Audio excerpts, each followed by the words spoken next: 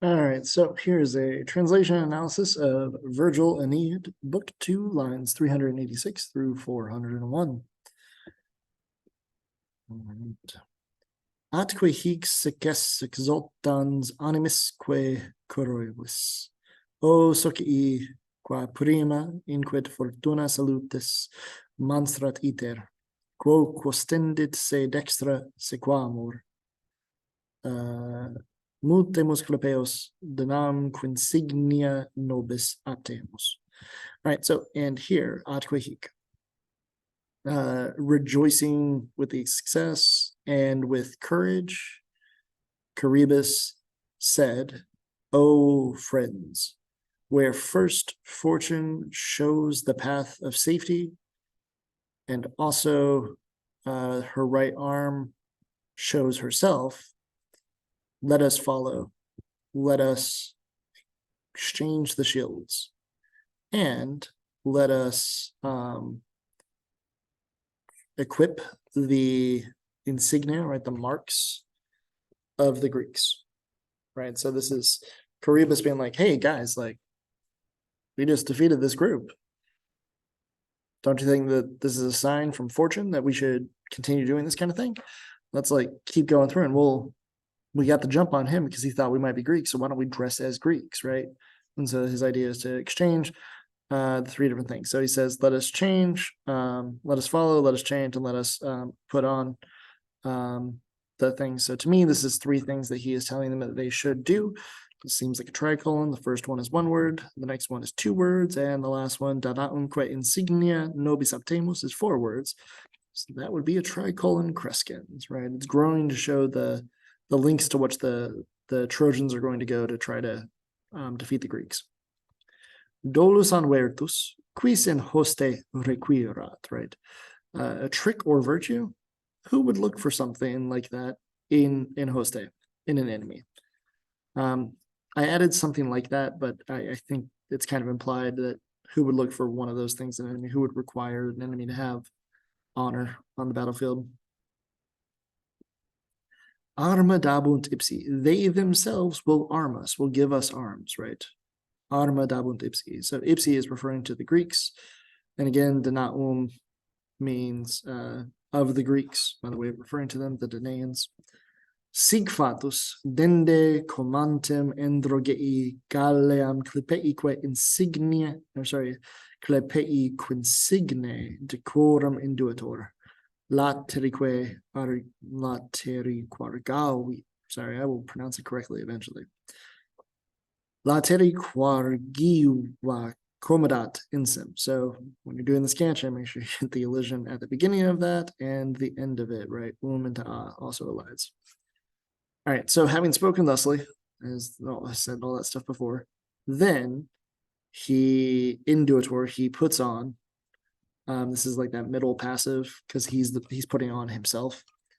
So he puts on the helmet that is plumed, the plumed helmet of Androgeus, and the adorned mark of the shield, right? Decorum insigne of the Clepei.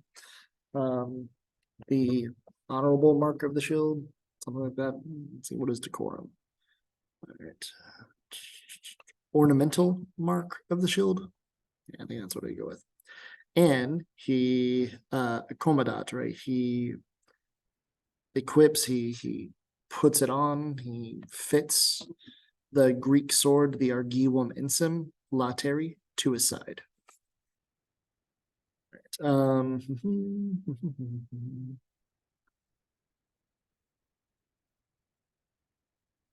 Double checking that stuff. So insigne decorum induator is enjambment, going down into that. All right, continuing. Hoc riteus, hoc ipse demos, omnisque juventus laeta facit. Right.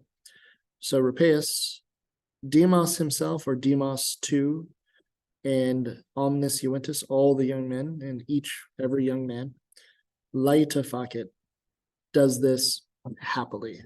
translate that laita kind of with adverbial force, even though it's an adjective. Again, tricolon, ripeus ipse dimos, omnisque juventus laita facit. It's a tricolon crescens, list of three that's growing as it goes, describing the people who are all the subject of facit. Continuing, spoliis se quisque recentibus armat. Quisque, each, armat, arms, say themselves, spoliis recentibus, right, with the recent spoils, the new spoils, fresh spoils. So this is a really common thing for warriors to do on the battlefield when they get done defeating an enemy in Greco-Roman epic. They often take the armor from their enemy. Now, in this instance, they're doing it specifically to make themselves look like the enemy. That is not what it's usually done. It's usually done so that you can make money off of their armor and stuff because it's expensive. All right, continuing. Vadimus in mixti Daneis haud numene nostro. Vadimus in mixti Daneis, right? We mixed in with the Greeks, hardly with our own divinity, hardly with our own divine protection, because again, they're dressed like Greeks. So it would be the Greek gods that would kind of be on the lookout for them rather than the Trojan gods, or at least the ones that are trying to support Troy. And then Wadimus, we advance, right? So mixed in with the Greeks, we advanced hardly with our, or we advanced present tense, hardly with our own divinity. Multaque per caecam congressi poroilia noctem conserimus. So we get that in Jammit again with conserimus going down to the next line. And congressi, having encountered multa proilia, many Greeks, per caecam noctem, through the blind night, conserimus, we engage. So presumably we engage, having encountered many battles through the blind night. So a couple things going on here. So we had the enjambment. Multa goes with proilia, caecam goes with noctem, so it's synchesis, right? That A-B word order, which is sometimes called interlocking word order. I think the interlocking word order here is serving to show them mixed in with the battles and the night and all this happening. So I think it's doing a good job there. And then I think that describing the night as blind, that is a human trait, but I wonder if it should be transferred to epithet, because it's not that the night is blind, it's that the people going through the night are blind because it's dark, right?